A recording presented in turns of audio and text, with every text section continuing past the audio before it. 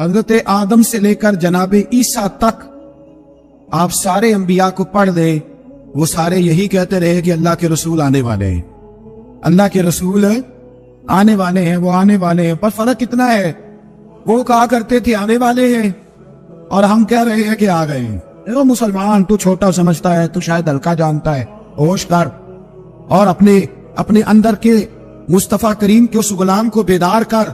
رب فرماتا ہے میں نے تمہارے اوپر بڑا ہی احسان کیا، میں نے بڑا ہی احسان کیا۔ یا اللہ کیا؟ اور میں اس بات فیہم رسولا، میں نے تمہیں اپنا شانوں والا رسول عطا کیا ہے۔ دیکھو تو لوگ کہتے ہیں ہمیں بھی بڑی خوشی ہے، ہمیں بھی میلاد نہیں ہم مناتے، خوشی ہمیں بھی بڑی ہے، پر جلوس میں ہم نہیں جاتے۔ میں دردمندانہ سوال ہے بھائی، ہمیں کیسے پتا چلے گا تمہیں خوشی ہے؟ خوشی ہو تو کیسے پتا چلے گا؟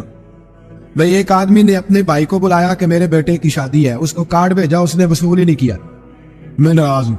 اس کو کہا شادی کی دعوت پہ آؤ، کہا میں نے نہیں آنا، میں ناراض ہوں۔ اور ہر بات پہ کہتا ہے مجھے بڑی خوشی ہے پر تم شادی کرو، آنا میں نے کوئی نہیں، مجھے بڑی خوشی ہے پر میں بارات کے ساتھ نہیں جاؤں گا، خوشی مجھے بڑی ہے، خوشی مجھے بڑی ہے پر میں ولیمے میں نہیں آؤں گا۔ تو آپ اس کو کیا جواب دیں گے؟ تو اپنی خوشی سام کے رکھ کول، تو نہ ہی کہہ رہے جنگ ہے۔ او بھائی ہم یہ صرف کہہ رہے ہیں کہ مسرت کا اظہار تو کرو، خوشی کا اظہار تو کرو، تھوڑا سا تمہارے چہرے تو بتائیں کہ تمہیں مصطفیٰ کے آنے کی بڑی خوشی ہے۔ اور یاد رکھو یہ میلاد شریف کا موقع پوری امت مسلمہ کو پیغام دیتا ہے، اور یہ موقع عالم کفر تک یہ پیغام پہنچاتا ہے کہ یہ قوم آج بھی سب سے زیادہ جڑی ہے تو اپنے نبی کے قدموں کے ساتھ جڑی ہوئی ہے۔ آپ کو پتا ہے میلاد انقلاب کا نام ہے۔ میلاد جب تک نہیں ہوا تھا تو بیٹیاں زندہ دفن ہوتی تھی۔ آپ علماء سے یہ سن تو لیتے ہیں پر ذرا اس معاشرے کی بے حسی تو دیکھو، بیٹی جان ہوتی ہے باپ، بیٹی رونق ہوتی ہے گھر کی۔ او بھائی بیٹی جو اتنے بخار والی ہوئی تو آپ پڑھیے نا، حضرت داعیہ کلبی کہتے ہیں میں موجود تھا جب وہ شخص آیا تھا۔ لوگ 12 ربیع الاول کے اس معاملے کو معمولی واقعہ سمجھنے لگے۔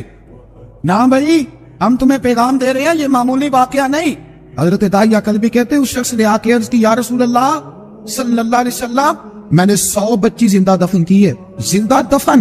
اور کہتے ہیں میری اپنی بیٹی، میں سفر پہ تھا تجارت پہ، تو میرے پیچھے سے میرے گھر میں بیٹی ہو گئی، میری بیوی نے اپنے میکے جا کے چھپا دی، میں واپس آیا تو اس نے کہا بچہ ہوا تھا، فوت ہو گیا، میں نے دفن کر دیا۔ جب بچی 4-5 سال کی ہوئی تو مجھے پتا چلا میری بیٹی ہے۔ کہتے میں اسے لایا اور میں نے اسے کہا میں تیرا باپ ہوں، تجھے تحفہ لے کے دوں گا، کھانا کھلاؤں گا۔ کہتے وہ میرے بالوں سے کبھی لپٹتی، کبھی میرے سینے پہ ہاتھ رکھتی، کبھی میرا ماتھا چومتی، پر میں اسے لے گیا اور لے جا کر میں نے گڑھا کھودا، اور اس گڑھے میں اس بچی کو جب رکھا، اس نے باہر آنا چاہا تو میں نے اس کے سر پہ ضرب لگائی، جب چوٹ لگائی تو وہ دوبارہ گڑھے میں گری۔ میرا ویسے وجدان کہتا ہے کہ جب سے میلاد ہو گیا ہے، آج کسی باپ کی بیٹی اگر چارپائی سے گر جائے تو شاید وہ ساری رات سو نہ سکے کہ بچی گر گئی ہے میری۔ کہتے ہیں میں نے چوٹ لگائی سر پہ، خون بہا تو وہ گری، میں نے مٹی ڈالی، وہ ابا جی کہتی رہی۔ تو داعیہ کلبی کہتے ہیں وہ بتا رہا تھا اور نبی کریم بار بار اپنی چادر کا پنو اٹھاتے تھے اور اپنے آنسو پوچھتے تھے، بار بار چادر کا پنو اٹھاتے تھے اور آنسو پوچھتے تھے، بار بار اٹھاتے تھے آنسو پوچھتے تھے۔ حضرت داعیہ کلبی کہتے ہیں حضور نے پوچھا تیری جرأت کیسے ہوئی، تو حوصلہ کہاں سے لایا؟ اس نے کہا محبوبہ پتہ نہیں، لیکن قربان جاؤں یا رسول اللہ صلی اللہ علیہ وسلم، میں نے آج سویرے آپ کے ایک صحابی کو یہ کہتے سنا ہے کہ وَمَا أَرْسَلْنَاكَ إِلَّا رَحْمَةً لِلْعَالَمِينَ، تو وہ یہ رحمتاً للعالمین کے لفظ ہے، یہ تو میں نے اپنی مرتی ہوئی بیٹی سے سنے تھے۔ تو آج جب میں نے اس کی زبان سے سنے تو میں نے کہا تو انہیں جانتا ہے؟ کہا جانتا ہوں۔ کہا مجھے بھی لے جائے۔ تو حضور میں آپ کے دروازے آیا ہوں، رب معاف کر دے گا؟ تو میرے حبیب نے فرمایا چل پڑھ کلمہ، جو میرا کلمہ پڑھ دے اللہ اس کے سارے گناہ معاف کر دیا کرتا ہے۔ بھائی غلاموں کے ساتھ ظلم، حضرت بلال حبشی، حضرت بلال کے بارے میں بڑے واقعات ملتے ہیں۔ ایک واقعہ بڑا منفرد لکھا ہے کتابوں میں۔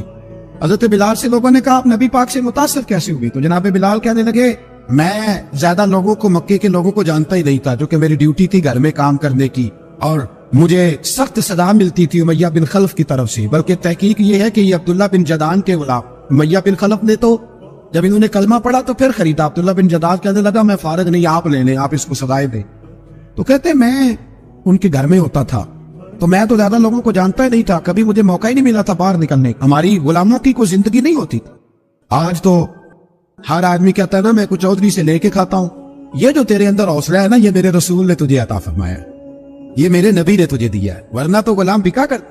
یہ حوصلہ تجھے رسالت مآب نے دیا.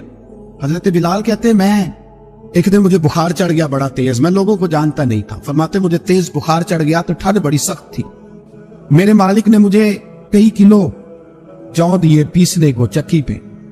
کہتے میں بیمار تھا تو میں نے کچھ دوائی لی جو اس وقت موجود ہوتی تھی، تو میں نے ایک لحاف لیا، دودھ پیا تو مجھے نیند آ گئی. جب میں سویا تو میرا مالک آ گیا. اس نے آ کر کے مجھے سوئے ہوئے دیکھا تو کھینچ کر کمبل اتارا، رضائی اتاری، لحاف اتارا. کہنے لگا اب تیری سزا یہ ہے کہ تو کھلے میدان میں بیٹھے گا، وہاں چکی پیسے گا، اور دوسری سزا یہ ہے کہ تجھے قمیض پہننے کی بھی اجازت نہیں. حضرت بلال کہتے تیز بخار، ٹھنڈ کا عالم، اور جب میں چکی پیس رہا تھا تو رو رہا تھا اور میں پوچھ رہا تھا خدایا ہمارے نصیب. سیدنا بلال حبشی رضی اللہ تعالیٰ عنہ فرماتے میرے دروازے کے قریب سے رسول پاک گزرے اور مجھے ہائے ہائے کرتے دیکھا تو دستک دی. میں نے کہا کون ہے؟ دروازہ کھلے آ جاؤ. محبوب اندر آئے تو پوچھنے لگے کیوں رو رہے ہو؟ میں نے کہا جاؤ اپنا کام کرو، یہاں دکھ سارے پوچھتے ہیں، مداوع کوئی نہیں کرتا. کہتے میں نے سخت جملے کہے معاذ اللہ. حضور چلے گئے اور جب حضور جا رہے تھے تو میں کہہ رہا تھا بس جا رہے ہو نا، میں نے پہلے ہی کہا تھا جاؤ. کہتے قربان جاؤں. تھوڑی دیر گزری تو اللہ کے رسول کے ہاتھ میں گرم دودھ کا پیالہ تھا، کھجوریں تھی. حضور تشریف لائے اور کریم رسول نے مجھے کھجوریں دی، دودھ پلایا اور کہا چل جا کمبل میں بیٹھ جا. تو میں نے کہا چکی کون پیسے گا، وہ تو بڑا مارے گا. کہتے ہیں لوگوں اس نبی کا میلاد اور معراج بھول نہ جانا، اس رسول پاک کی محبتوں میں کمی نہ آنے دینا، اس محبوب کا نعرہ ساری دنیا میں لگا دینا. فرماتے میرے حبیب کے میں قربان جاؤں. مصطفیٰ کریم نے فرمایا تو بیٹھ رضائی میں اور آج تیرے حصے کی چکی میں پیسوں گا. کہتے ساری رات حضور چکی پیستے رہے، ساری رات. سویرے میں اٹھا اور میرے حبیب پاک نے مجھے وہ سارا کچھ دیا اور خود چلے گئے. اگلی رات پھر آئی تو حضور پھر آ گئے، مجھے پھر رضائی میں لٹایا، دودھ پلایا اور ساری رات چکی پیسی. کہتے ہیں بس تیسرے دن حضور چکی پیس کے جانے لگے تو میں نے قدم تھام لیے. میں نے کہا بیبا دنیا ساری جھوٹ بولتی ہے، زمانہ سارا غلط کہتا ہے، جو غلاموں کے حصے کا کام کرے وہ اللہ کا سچا رسول ہوا کرتا ہے. میں دو چار باتیں آپ سے وہ والی کرنا چاہتا ہوں جو میلاد شریف پہ سننا ہمارے لیے بڑا ضروری ہے. میرے عزیزو، جس طرح ہمارے ذمے ماں باپ کے حقوق ہے، اسی طرح سے ہمارے اوپر ہمارے نبی کے بھی یہ حقوق خود قرآن مجید نے بیان کیے، رسول پاک نے بیان کیے، صحابہ کرام نے بیان. ہمیں قرآن و سنت سے وہ حقوق ملتے ہیں. ان میں پہلا حق یہ ہے کہ لتؤمنوا باللہ ورسولہ، اللہ پہ بھی ایمان لانا ہے اور اللہ کے رسول پہ بھی، اور ایمان لانا ہے تگڑا سارا. اس طرح نہیں کہ بات آپ کی صحیح ہے، رزق حلال کھانا چاہیے پر گزارا بھی تو نہیں نہ ہوتا آرام کے بغیر، جھوٹ کے بغیر کام بھی تو نہیں نہ چلتا. یہ نہیں، جو حضور کہتے ہیں اس پہ ڈٹ جا، یہ ایمان ہے، یہ حق ہے نبی پاک. جو حضور کہتے ہیں اس پر تو ڈٹ جا. ایک صحابی تھے حضرت سراقہ بن مالک رضی اللہ تعالیٰ عنہ. نبی پاک نے فرمایا تھا اس وقت تک موت نہیں آئے گی. کسرا کا ایک بادشاہ تھا تو وہ بڑے وزنی سونے کے کنگن پہنا کرتا تھا، اور جب وہ کوئی بات کرتا تھا نا، فیصلہ کرتا تھا تو کنگن ہلاتا تھا. عرب کے اندر مشہور تھا کنگنوں والا بادشاہ. سونے کے موٹے کنگن اس نے پہنے ہوئے. نبی پاک صلی اللہ علیہ وسلم نے حضرت سراقہ سے کہا تھا اس وقت تجھے موت نہیں آئے گی جب تک کسرا کے کنگن تیرے ہاتھوں میں نہیں آنا. ایک جنگ کا موقع تھا، کافر قلعہ بند ہو گئے. انہوں نے نا بہت بڑا ایک قلعہ تھا، بڑی دیواریں تھی، اندر سے کنڈی لگا لی، باہر نہیں نکلتے. مسلمانوں کی مجبوری تھی کہ وہ باہر نکلے تو جنگ کرے. ایک منجنیق ہوتی تھی، اس طرح غلیل نہیں ہوتی، اس طرح دو بانس بہت لمبے باندھ کے، تو اس کے اندر جس طرح وہ چولہا ہوتا تھا بچوں کا کہ پینگ آخی دسی انہوں، اس طرح اس کو بنایا جاتا تھا. اور پیچھے اس کے اندر گھوڑا رکھ کے لوگ کھینچتے تھے پیچھے، اور جب چھوڑتے تھے تو وہ جا کے دشمن پہ لگا کرتے. اسی کو دیکھ کر پھر توپ ایجاد کی گئی. حضرت سراقہ بن مالک کہنے لگے اس منجنیق میں مجھے بٹھاؤ